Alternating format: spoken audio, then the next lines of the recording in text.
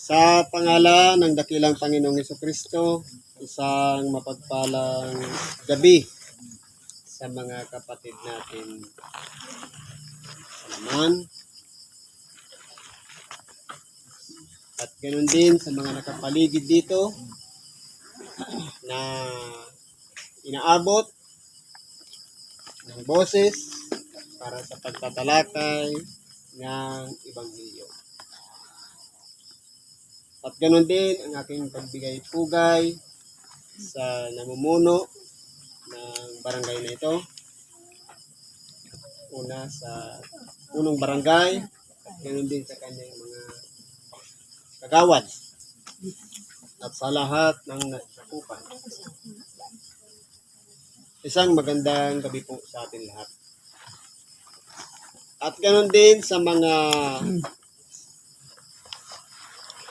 nilikha din naman ng Diyos, mga espiritu, nasa kapangyarihan man o wala, anuman ang kalagayan natin, magmula sa mahal na hari, mahal na reyna, mga prinsipados, mula sa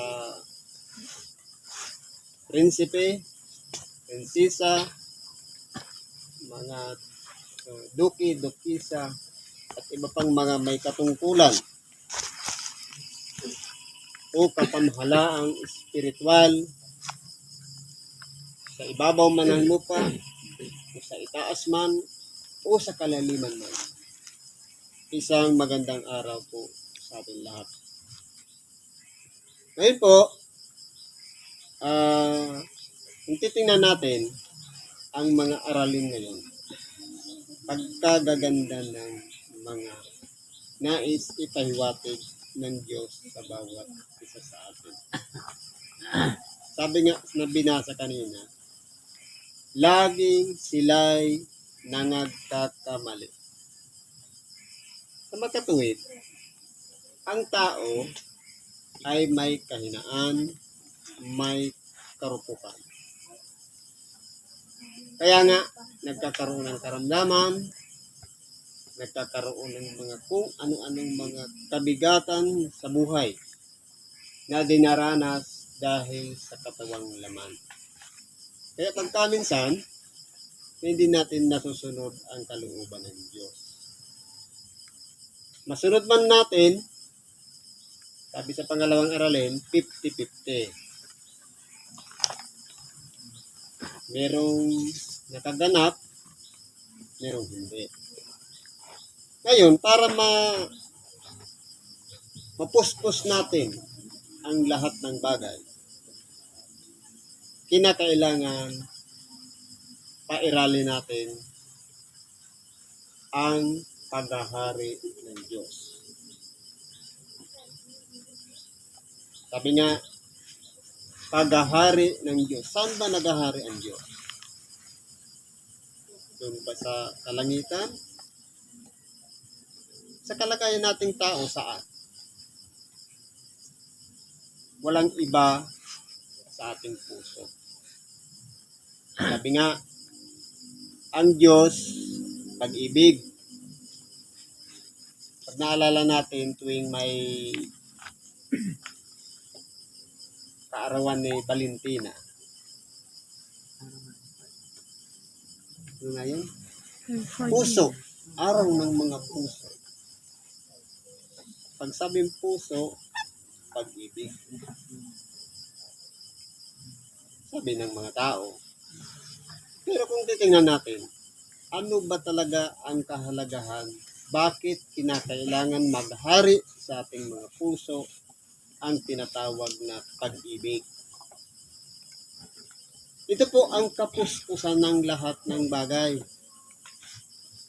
Sapagkat kung mawala ang tinatawag na pag-ibig, wala pong saysay kung bakit tayo nagsasakripisyo sa oras nito. Na dapat sana nandun na tayo sa ating mga tahanan, nakahiga, at nagpapahinga na ng ating katawang laman. Pero dahil kalooban ng Diyos, nandito tayo sa lugar na ito para iparating at pag-aralan natin ang Ebanghelyo ng ating dakilang Panginoon na siyang daan upang masumpungan natin ang katotohanan sa pamamagitan ng ating mga kamalian. At masumpungan din natin ang daan patungo doon sa kanyang kaluwalhatian na walang iba ang makapiling tayo niya sa kanyang pagbabalik. Ang tanong, handa ba tayo? Baka kalahati lang yung handa sapagkat yun lang ang nakaalam ng tamang pamamaraan para makuha ang tunay na kahalagahan bakit tayo nagtitiis sa oras na ito. Sabi po dito sa unang sulat ni San Pablo sa mga taga-Korinto, sa Kapitulo 13, versikulo 1 hanggang 13. Kung ako'y magsalita ng mga wika ng mga tao at ng mga anghel, datapwat wala akong pag-ibig, ay ako'y naging tanso na tumutunog o batingaw na umaalingaw-ngaw. Ngayon po, halimbawa sa kalagayan nating mga tao, lahat ng mga puok may kanya-kanyang wika. At kung ano yung wika, kung pare-parehas ang kanilang wika, sila-sila ang nagkakaunawaan. At kung iba namang wika, hindi naman maunawaan ng iba. Katulad din naman ng anghel. Kumbaga, ang wika ng tao, halimbawa, sa dami ng mga bansa, ang daming wika. At ganun din sa mga anghel, meron din silang wika. Pero, kahit yan ay, sabi nga, makapagsalita tayo ng mga wika na iyan. Halimbawa, ano ang wika ng mga anghel? Yung pagpupuri sa Diyos. Kahit tayo pasigaw-sigaw na pagpupuri sa Diyos, kung hindi nagmumula sa puso ang pagpupuri na yan, baliwala. Kahit na tayo'y nagpapahalaga sa buhay ng may buhay, kapag hindi naman mula sa puso ang labas niyan, pakitang tao lang. Kaya dapat, bumubukal sa puso ang pagkakawang gawa, ang pagtutulong sa kapwa. Dapat mula sa ikinbutura ng ating mga puso, binibigyan natin ng pagkakataon ang ating sarili na maramdaman ng ating kapwa ang ating mga ginagawa para sa kanila.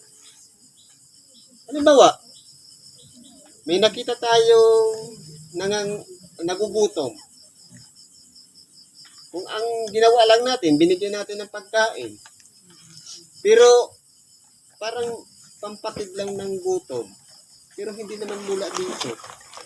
Na pagkatapos pala ng magutom, nabusog nga, kulang naman sa tubig. Okay na tayo lang kupkupin. Maramdaman ng isang tao o ng ating kapwa yung pagpapahalagang yun na mahal natin sila. Kumbaga, katulad sa mag-asawa, sabi nga, ang pinagsama ng Diyos, huwag paghiwalay ng tao. Ibig sabihin, hindi pala kailangan niya ng marriage contract. Kasi hindi pa naman uso ang kasal noon eh. Yung pinagsama ng pag-ibig. Paano kung sabi ng lalaki sa babae, I love you, babe. Pero, hindi naman yan nararamdaman yung sinasabing I love you. Sa bibig lang, maya-maya, sinasakta naman, binubugbog. O kaya, lalo kung sa lalaki, kumita lang ng kaunti, hindi naman binibigyan ng panggasto sa bahay. Nasaan yung pag-ibig? Kaya dapat maramdaman ng babae na pinapahalagahan. Bakit mo siya minamahal? Dapat mula sa puso. Nararamdaman ng isang tao ang pagmamahal na iyon. Hindi yung sasabihin lang natin ng mahal dahil may taong nakakakita. Kundi may nakakakita man o hindi, seryoso tayo, may katapatan tayo sa mahal natin sa buhay. Yan po ay mga halimbawa. Kinakailangan may kaugnayan ang isa't isa para magkaroon ng halaga ang pagsalita natin ng ibang wika. Nararamdaman ng ating kapatid na bakit natin sila kinakausap dahil sa pagmamahal na yan. Ano pang sinasabi dito? At kung magkaroon ako ng kaloob na panghuhula at maalaman ko ang lahat ng mga hiwaga at ang lahat ng mga kaalaman, at kung magkaroon ako ng buong pananampalataya na anupat mapalipat ko ang mga bundok, datapwat wala akong pag-ibig, ay wala akong kabuluhan. Halimbawa, gifted tayo. Yung mga bagay na hindi pa nangyayari, nahuhulaan natin. Pagkatapos, yung mga hiwaga, mga milagro ng Diyos, natatalos natin. Pero kahit na meron tayo niyan, na kaya alam mo na may mangyayaring masama, sinasabi mo. Pero hindi naman nararamdaman, kaya mo naramdaman ng ating kapwa. Kaya mo pala sinasabi yun dahil winawarningan mo sila na hindi sila mapahamak. Hindi nagmumula sa puso. Baliwala po yan. Kahit mga hiwaga o mga kaalaman, maging master man tayo ng lahat ng mga bagay na yan, kapag hindi nagmumula o hindi, kumbaga, walang puso, hindi sinasamahan ng puso, baliwala ang lahat ng ating ginagawa. Ibig sabihin, dapat sa pamumuhay natin dito sa ibabaw ng sanglibutan, lahat ng ginagawa natin, ginagamit ang puso. May pagpapahalaga tayo sa kapwa. Halimbawa, mayroong buong pananampalataya. Halimbawa, meron tayong kaloob na tumulong sa may karamdaman. Sa lakas ng ating pananampalataya, isang patong lang ng kamay, gumaling na. Pero wala namang pag-ibig. Totoo nga, gumaling, pero hindi mo naman ginaid na pagkatapos na gumaling, dapat ipakilala natin na ang buhay dito sa ibabaw ng sanglibutan, ang karamdaman ay pamamaraan lamang upang makilala natin na mayroong isang tagapagpagaling, walang iba ang Diyos. Kumbaga, ito nga, gumaling, pero pagkatapos na gumaling, hindi natin ginaid para makilala si Jesus. Makilalang may Diyos, baliwala pa rin. Kaya kinakailangan, mayroong kaugnayan na nararamdaman ng ating kapwa, na, halimbawa, kay Sis Lina, na bagamat ang kanyang mahal sa buhay ay lumipat na sa isang kalagayan, nauukol na matapos ang tao ay mawala dito sa ibabaw ng sanglibutan. Dapat, nararamdaman din niya yung pagpapahalaga ng bawat isa sa atin. Kaya tayo nandito sa post na ito. Dahil po yan sa pag-ibig. na handa nating isakripisyo ang oras, ang pagod, hirap, kagat ng lamok, antok, upuyat, alang-alang sa mga o sa gawain dito sa oras na ito para ipangaral ang mabuting balita. Doon malalaman natin na may ginagamit natin yung puso natin, umiiral pa rin yung kalooban ng Diyos sa bawat isa sa atin. Kaya tayo'y nagsasakripisyo sa oras na ito. Dapat ganun po. At kung ipagkaloob ko ang lahat ng aking mga tinatangkilik upang ipakain sa mga dukha, at kung ibigay ko ang aking katawan upang sunugin, datapwat wala kong pag-ibig, ay walang pakikinabangin sa akin. Halimbawa, tayo yung may kaya. Meron tayong kakayahang ng lahat ng bagay na magkaloob sa kapwa. Marunong tayong tumulong sa kapwa. Diba? Naubos yung tinatangkilik. Alang-alang lang sa dukha. Ito nga.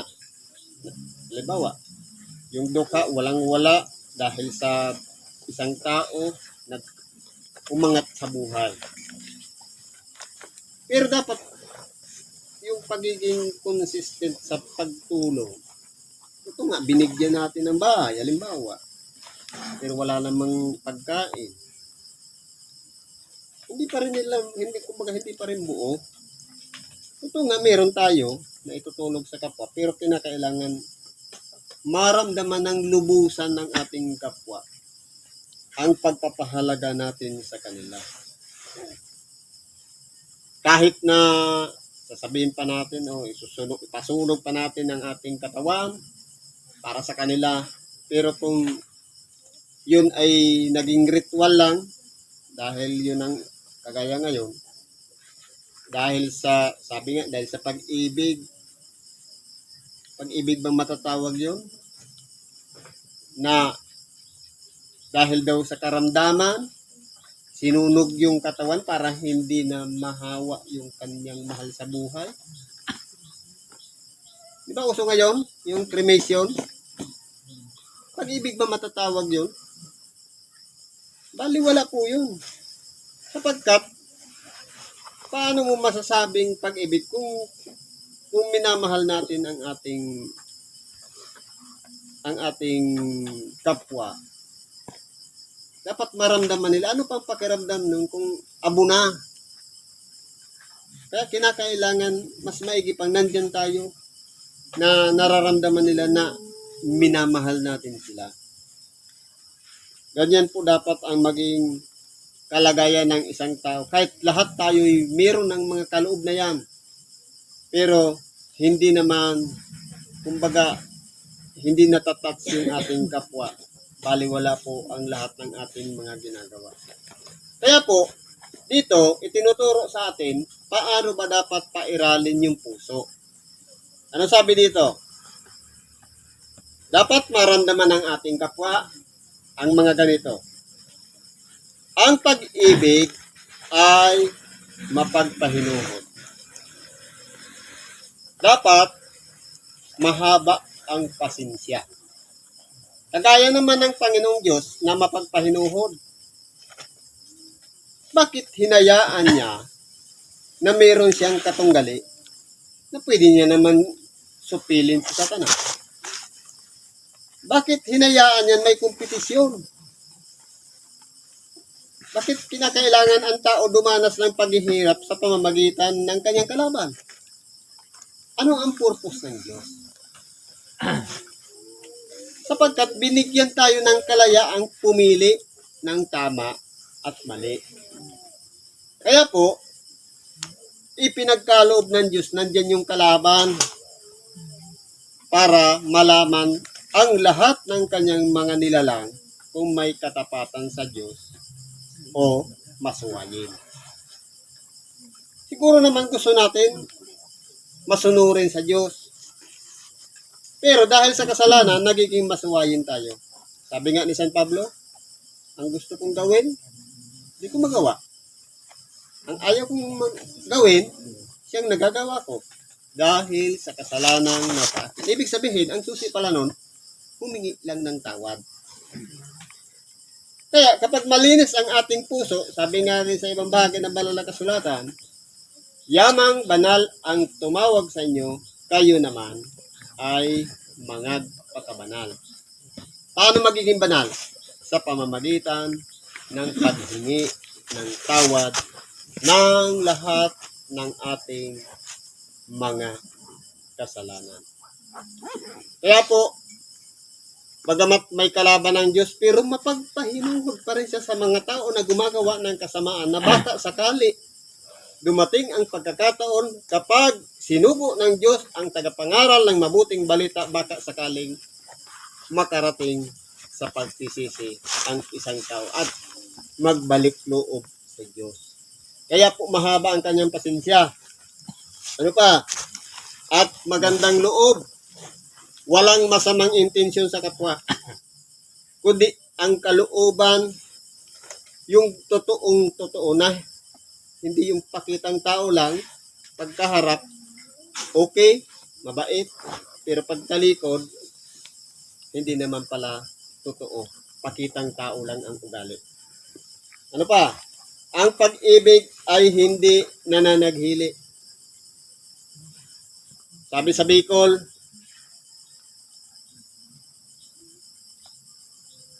bakong maurihon, hindi nananaghili. Halimbawa, kaya pala inaamo-amo mo dahil gusto mo pala yung manok niya mapapunta sa iyo. Kaya pala pinapakain-kain mo kung ano-ano pang madala-dala mo para maibenta na yung lupa sa iyo. Yung mga ganun, ugali ng tao. Intentional. Kung meron tayong ugali ng ganun, hindi po masasabing pag-ibig yan. Kahit sabihin pa na nagpakain tayo, pero ang purpose natin, manlamang sa kapwa.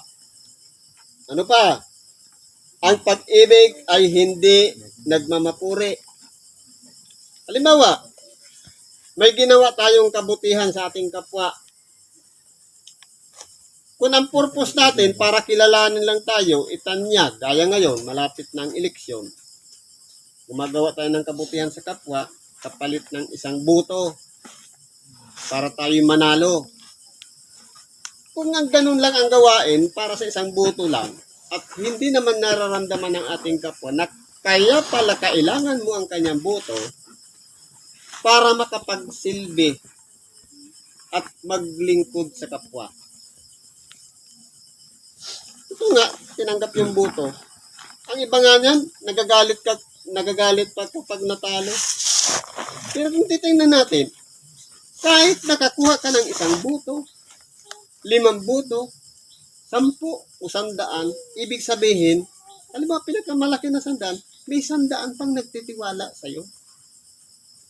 Dapat ipagpasalamat mo yun, kahit 100 lang yun, nakuha mong buto, dapat ganun.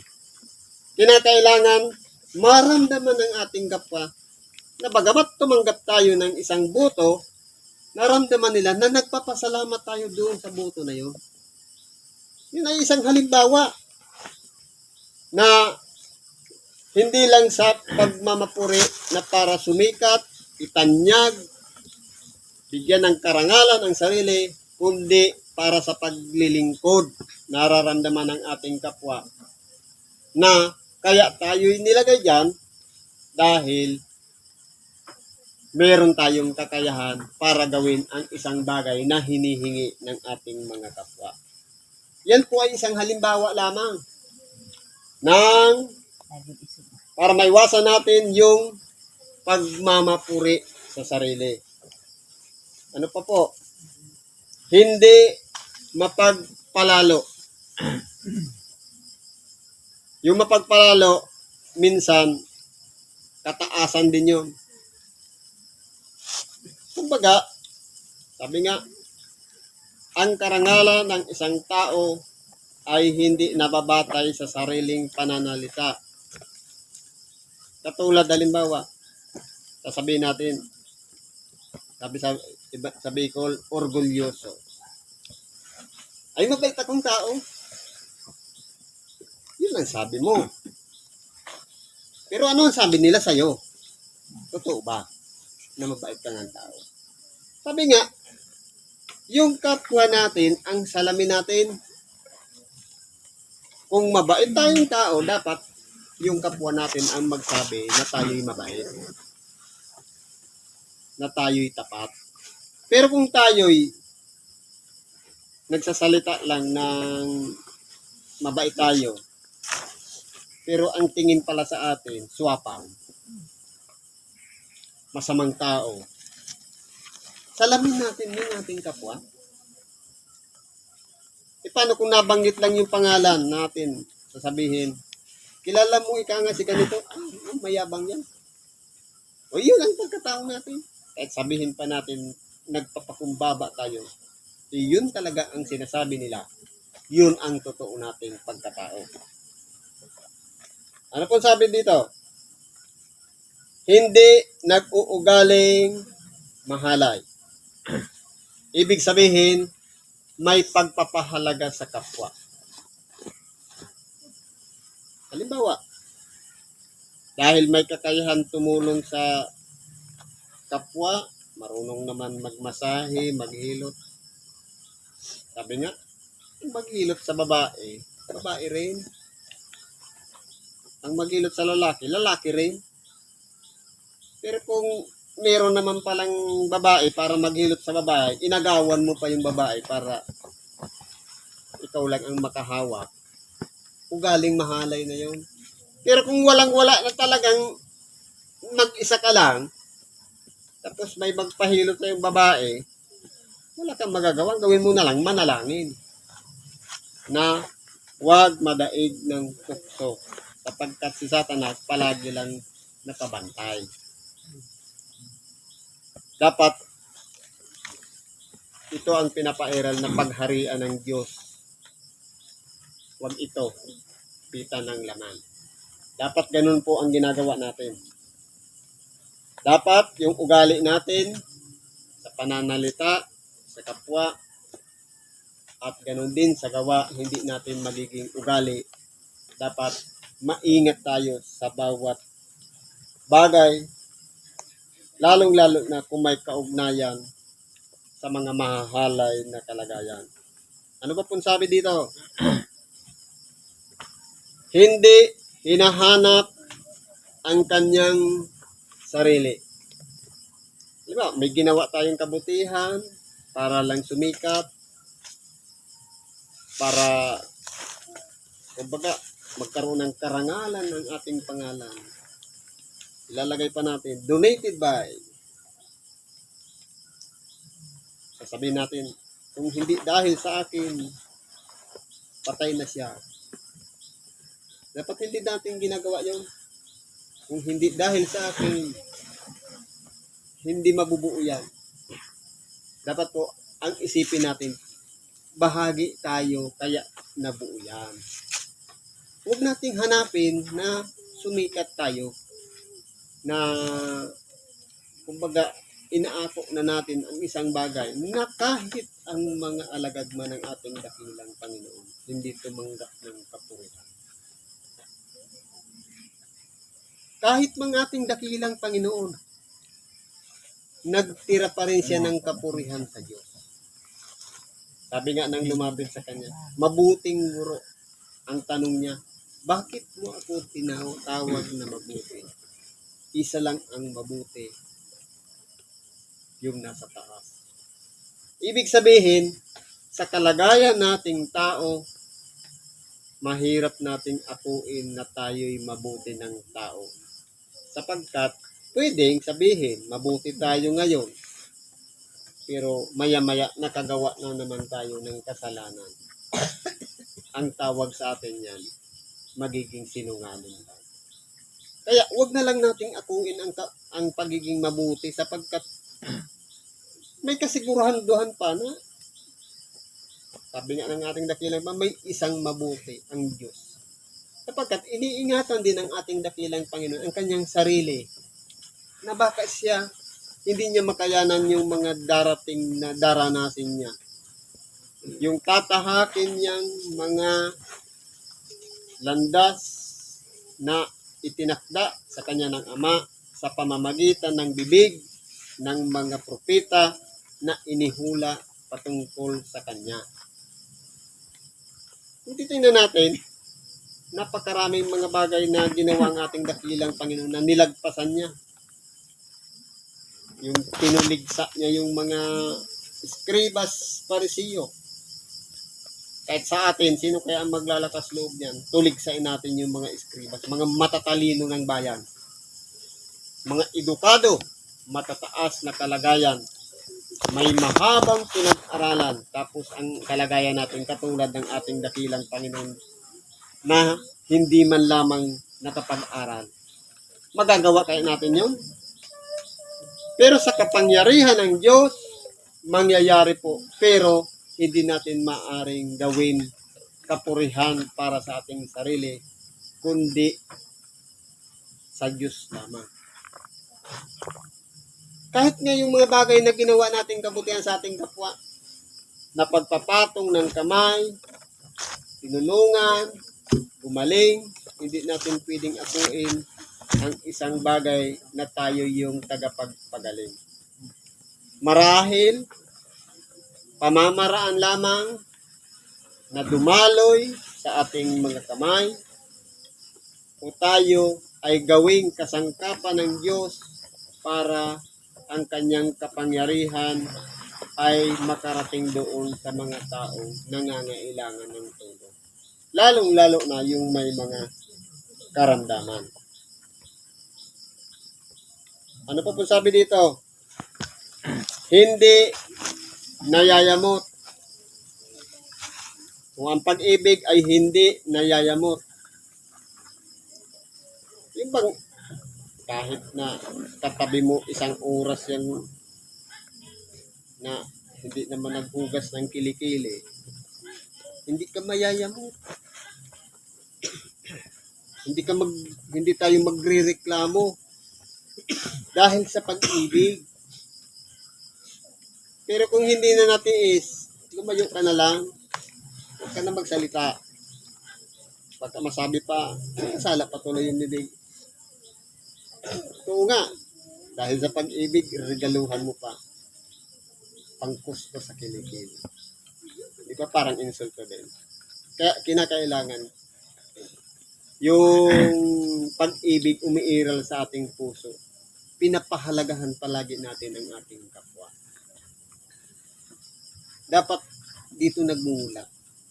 Kasi iba po pag galing dito, pagdikta sa isip, magrereklamo na tayo. Pero pagdating dito, pagtitiisan mo yan. Pagtitiisan natin ang ating kapwa. Marahil yan, kaya naging katabi natin yan na mabaho para subukin tayo kung hanggang saan ang ating pagtitiis.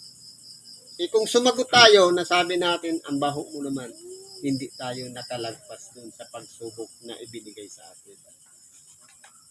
Kaya po, lalong-lalo na, halimbawa, yung kapitbahay natin, matagal na tayong sinisiraan ng puri, dinuduwahagi, o kaya nilalapastangan ng ating pagkatao. Pagkatapos nagpanagpo sa isang lugar, huwag tayong mayamot sa kanila. Sila ang gumagawa ng masama, sila ang may problema sa atin.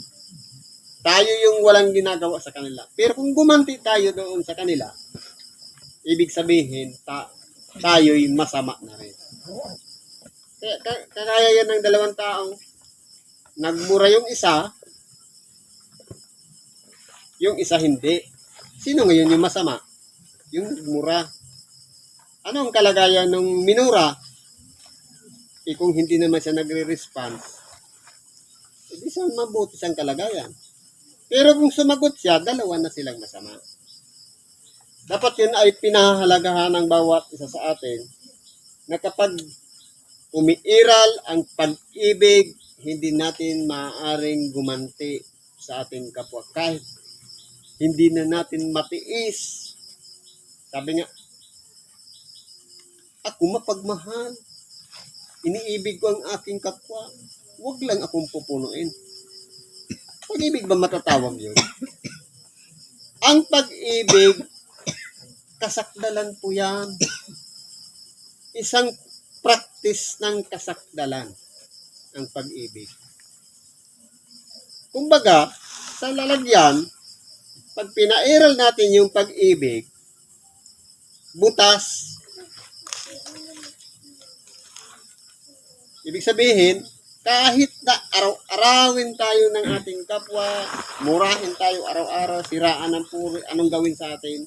Kapag butas, lumalagpas sa kabilang tainga, hindi natin pinapansin, masasabi nating pag-ibig yan.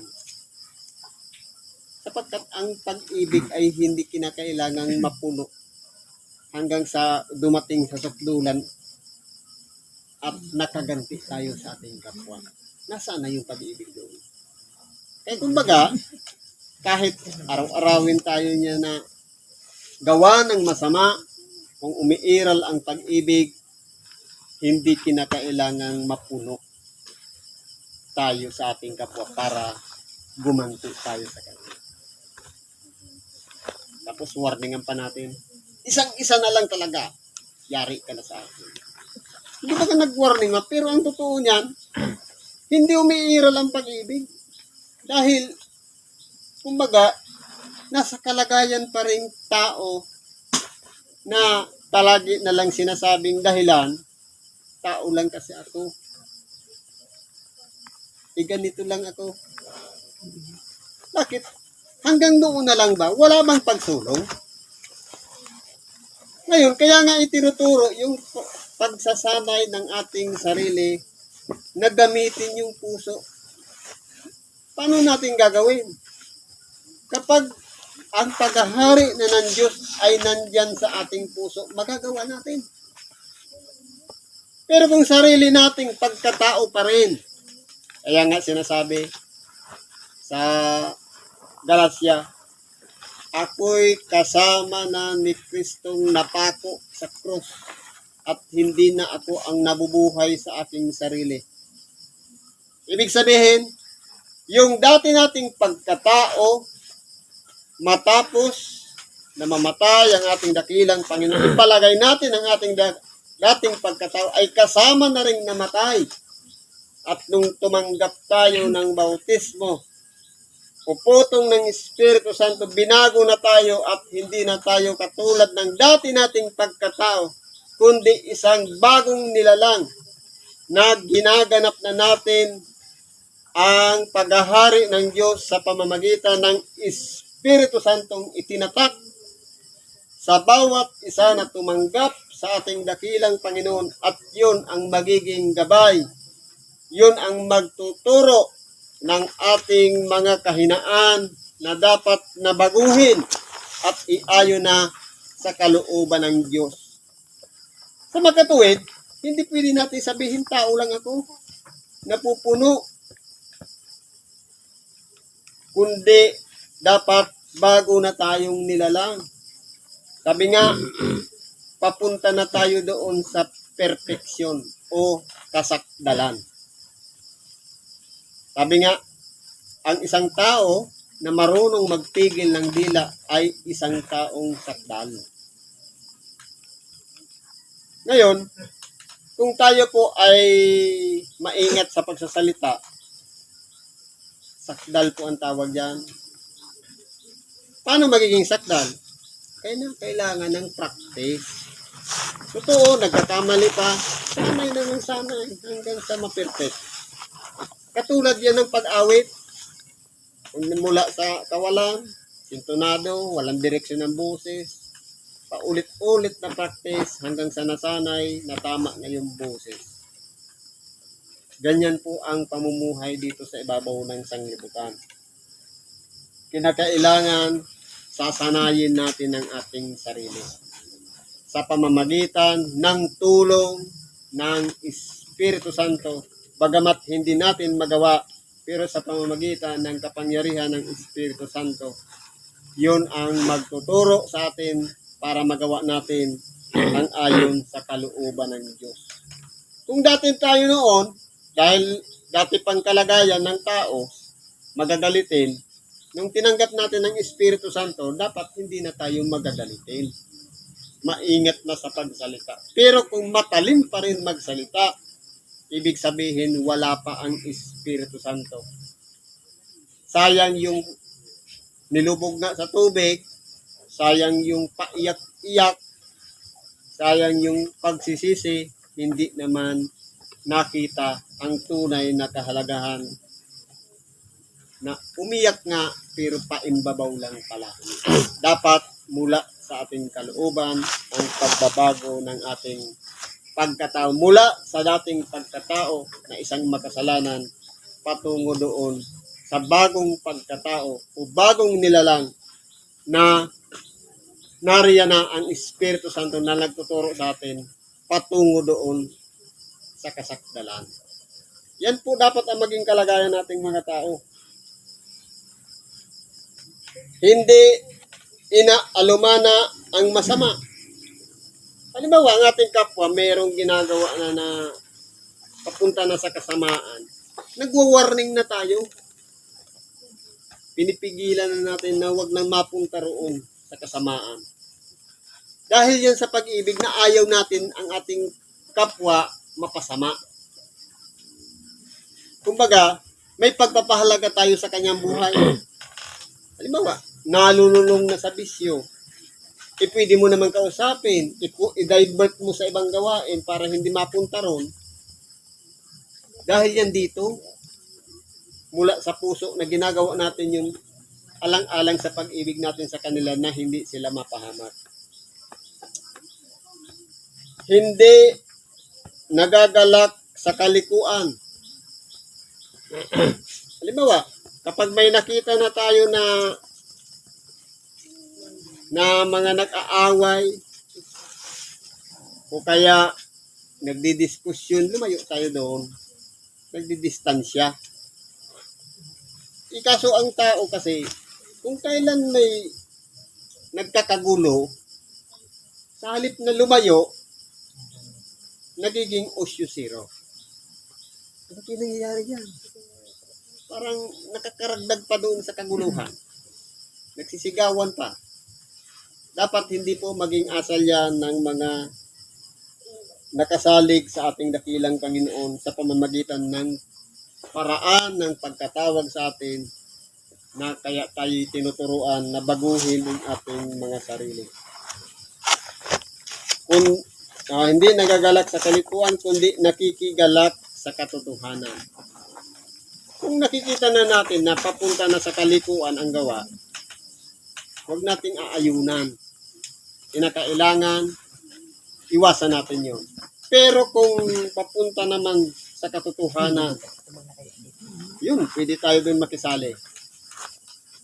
Sapagkat, baka makaragdag pa doon, lalong-lalo na sa mga tao na nangangailangan ng katotohanan. Lahat ay binabata. Pag sinabing lahat, walang exempted. Handang magsakripisyo para sa lahat. Kinakailangan, kung maaari, para maging huwaran tayo sa ating kapwa, lalong-lalo na ilayo natin sila sa bisyo o hindi sila makagawa ng anumang bagay labag sa kalooban ng Diyos, dapat sisikapin nating maging huwaran.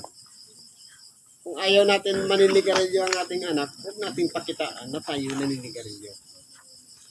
Kung ayaw natin na maging masama ang ating anak na palamura, huwag nating gagawin ang magmura para hindi nila tularan. Kaya po, nasa atin ang susi para makita nila o malaman ng mga nakakakita sa atin ang dapat na isang huwaran.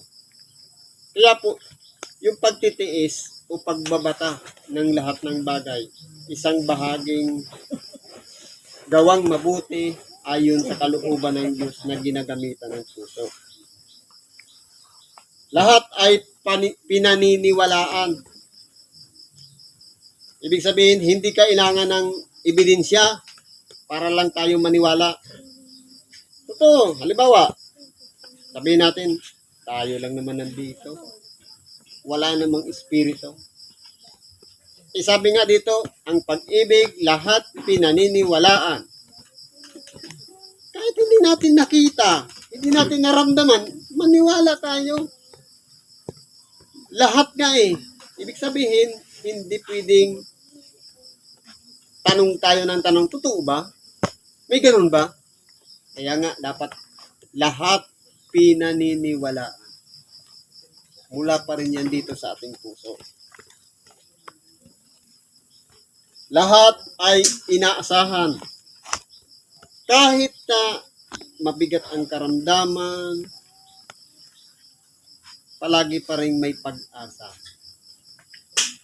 Kahit na tayo'y nandito sa ibabaw ng sanglibutan, punong-puno ng mga problema, pighati sa buhay, nandyan, binigyan pa tayo ng asawa, sakit sa ulo, bakit nangyayari lahat ng yan? Ibig sabihin, may pag-asa kasi. Pag nangyari yan, bagamat tayo nahihirapan, may pag-asa pa rin tayo mabago ang sitwasyon. Kaya lahat inaasahan. Hindi yung wala nang pag-asa yan. Kaya nga lahat inaasahan. Wala pong exemption. Lahat ay tinitiis. Alang-alang sa ikabubuti ng ating kapwa. Alang-alang sa pagpapahalaga natin sa kanila. Handa po nating tiisin ang lahat ng bagay. Sabi nga, ipalagay natin na mas mabuti o mas magaling ang ating kapwa kaysa sa ating sarili. Hindi dahil meron ng natutunan, meron ng kapirasong karunungan, kumbaga palaban na, pasuwag. Hindi po dapat ganoon. Sabi nga, ang isang marunong na tao ay nakikinig, dinirinig, sabi sa Bicol, nagdadangog, dinadangog. Dapat ganun. Handa kang makinig ng sinasabi ng iba kahit una tayo sa kanila. Ikaw 10 taon na tayo naglilingkod. Mayroong baguhan na nagpapahayag din ng salita ng Diyos. Hindi pwede natin laitin yun. Kapag ang kaloob ng Espiritu Santo ay pantay-pantay. Nagkataon lang na mas magaling yung paliwanag niya kaysa sa paliwanag natin. Pero parehas din naman ang ating narinig. Magkaiba lang yung gamit yung mga salita para ipaliwanag ang isang bagay. Kaya hindi po dapat natin tinitingnan palagi ang ating sarili.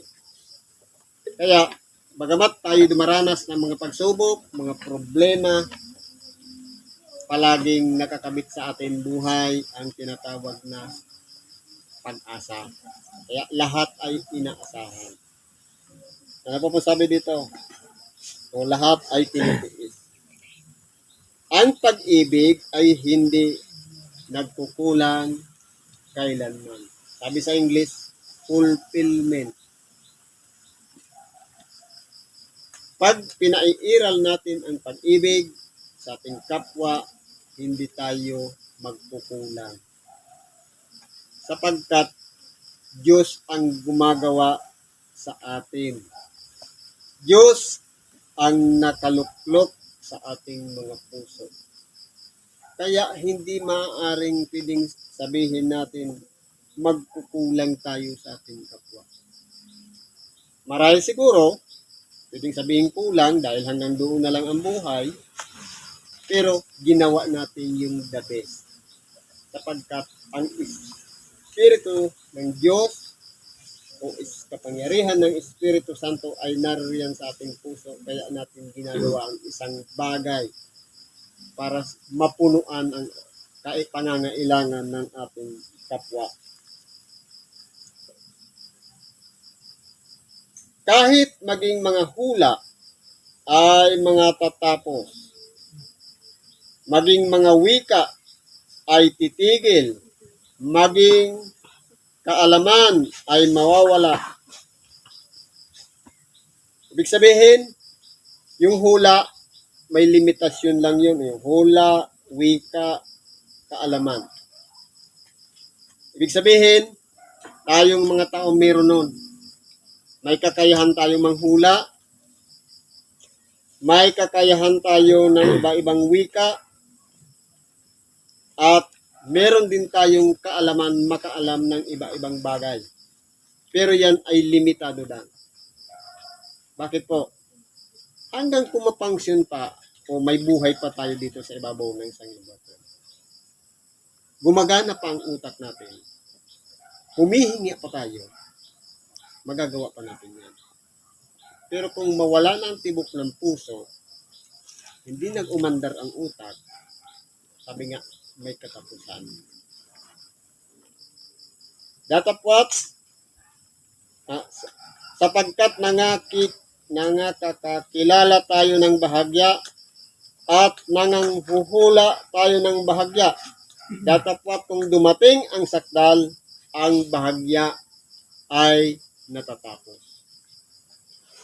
Minsan sa buhay natin, nakakagawa tayo ng mabuti, bahagya lang. Pero kung dumating yung kasakdalan, nagpapatuloy na yung paggawa natin ng kabutihan. Kaya po, dapat pagsikapan natin mapunta tayo doon sa kasakdalan. Paano natin gagawin? Dito pa nga lang sa 5 senses, hindi na natin makontrol. Yung mata, ang nakita, binibigkas sa iba. Yung narinig, Mga site, masasamang bagay, mga martes. nakiusyuso lang, ibinalita sa iba. Yung pang-amoy, umutot lang, ikwento mo pa sa iba. Ang pinakamahirap, itong lahat na gumagawa niyan, ang dila na pinagniningas ng impyerno. Yan lahat ang nagpa-process para tayo'y magkasala. Pero, kapag marunong nang magpigil, lalong-lalo na ang pagsasalita sa pamamagitan ng dila, yan ay isang taong ganap o sakdal. Kaya, para mapunta tayo sa kasakdalan, isa lang ang kukontrolin natin. Yung maliit na bagay na pinagniningas ng impyerno. Maliit na bagay na meron ang bawat isa sa atin. Walang iba ang dila na siyang ginagamit ng kasamaan upang tayo'y mapahamak. Sabi nga, ginagamit natin sa pagpupuri sa Diyos, ginagamit naman natin sa paglapastangan sa ating kapwa. Nilikha din naman ang Diyos ayon sa ating kawangis. Bakit natin sasabihin na pangit siya? O pangit ka? O pangit ang ating kapatid? Lahat naman tayo, kumplito ang pagkagawa ng Diyos. Nagkataon lang, hindi iningatan ang buhay, kaya siya na-disgrasya, tumabingi yung ilong. O dahil tumanda na, kumulubot na yung mukha. Wala tayong karapatan, pustahan ng ating kapwa. Ibig sabihin, sino yung humuhusga? Anong bahagi ng ating katawan ang humuhusga sa kapwa? Bibig na naman. Ang dila pa rin. Kaya, para mapunta tayo sa kasakdalan, pairalin natin ang ating puso at pigilan natin ang ating dila, mapupunta tayo sa pagiging isang taong ganap o magpigil ng buong katawan. Kaya po, pagsasama-samahin natin yan. Sabi dito ni Apostol Pablo, nang ako'y bata pa, ay nagsasalita akong gaya ng bata. Ano ba yung gawain ng bata? Sabi nga, may mga stages yan. Yung paglaki, na panay ang hinihingi niya lang, ang ginagawa niya lang iyak, tapos dide, tulog. Nung lumaki ng bagya, push zero na. Palatanong. Sabi nga, nasa stage ng collecting information. Bakit siya nagtatanong palagi? Bakit makulit ang bata? Gusto niya matuto. Di ba, nakita niya nga yung kandila. Di ba ito, may siga. O nagliliyab yan. Ano yan? Sabihin mo, apoy. Mainit? Sabihin mo mainit. Para maniwala siya, hawakan niya yan. Hindi ba ganito? Isang bagay yun para matito niya sa kanyang isip, mainit pala yan. Ang apoy pala yung mainit. Ang yelo pala malamig. So yun, nasa process pa na iniipon. Kaya kung mali yung input, mali yung pamamaraan ng pagturo natin sa ating sa mga bata, yun din ang kalalakihan niya. Kaya po, sabi nga, nung ako'y bata pa, nagsasalita akong gaya ng bata. Nagdaramdam akong gaya ng bata. Lalong-lalo na kapag pinapagalitan, pinapalo, nagdaramdam. Ngayon, naganap ang aking pagkatao. Ay iniwan ko na ang mga bagay ng pagkabata. Tanungin po natin ang ating sarili. Iniwan na nga ba natin ang mga bagay ng pagkabata? Kapag tayo ba ay nakarinig ng isang salita sa ating kapwa, nagdaramdam pa rin ba tayo? Kung nagdaramdam pa rin tayo, sa makatuwid, baka pa tayo. Hindi pa matanda. Hindi pa mulat ang isip. Hindi pa marunong. Hindi pa nakakaunawa. Sa makatuwid, madamdamin pa rin tayong katulad ng bata. Lumalaki na tayo, tumatagal na sa paglilingkod. Sabihin na, 10 taon na naglilingkod. Mula nang tinawag ng Diyos para sumunod sa Kanya, pero madamdamin pa rin ngayon, ibig sabihin bata pa rin. Kaya nga, may sinasabi sa ibang bahagi ng banal na kasulatan, yung matatanda sa iglesia. Ibig sabihin, matured na. Yun bang kahit anong gawin mo sa Kanya, anong sabihin mo sa Kanya, marunong na siyang mag-unawa ng mga sitwasyon. Halimbawa, dapat marunong na tayong pumilala kung yung nangyayari sa atin, pagsubok, tutukso, o kaya papunta sa pagsubok, o kaya papunta sa tukso. Kung papunta na doon, iwas na tayo. Pero kung hindi pa tayo marunong tumingin ng kalagayan ng mga sitwasyon, ang pagkakasala kasi lalong-lalo na yung pagpapasya. Okay, tutuloy ko yato, hindi. Lalong-lalo na sa mga kutob. May kutob na nga tayo na huwag kang lumabas ng bahay dahil may disgrasya na kaumang, nagpatuloy pa rin. Siguro kung pinalipas mo yung minuto, yung nakatakda sanang babangga sa'yo doon, siguro nakadaan na siya bago ka lumabas. Kung ganun, inaaral natin ang mga bagay na nangyayari sa sanglibutan. Marahil kung hindi tayo nagpilit na lumuwas, hindi sana tayo natuka ng ahas. Marahil kung nagpahuli tayo dahil sa kutob, maunawaan natin yung ahas pala nakadaan na bago tayo lumabas. Kaya, karunungan pa rin yan. Kailangan malaman natin. Ngayon, kung hindi pa natin yan ina-apply sa ating sarili, bata pa rin ang kalagayan natin. Ibig sabihin, marunong na tayong tumingin kung tayo'y mapapahamak o hindi. Ibig sabihin, naganap na ang pagkatao. Marunong nang umintindi, marunong nang mag-adjust, marunong nang, kumbaga, ang bagay hindi na masyadong pinapatulan, pinapahaba o ini-extend ang pag-iisip sa pamamagitan ng tulong ng Espiritu Santo. Sabi nga, nung maganap ng aking pagkatao ay iniwan ko na ang bagay na pagkabata. Kaya kung sasabihin natin, naganap ng ating pagkatao, pero ang asal natin, katulad pa rin ng bata, hindi pa po nabubuo yung pagkatao natin. Kung madamdamin pa rin tayo, kung tayo'y nasasaktan pa rin ang sinasabi ng ating kapwa, katulad pa rin tayo ng isang bata.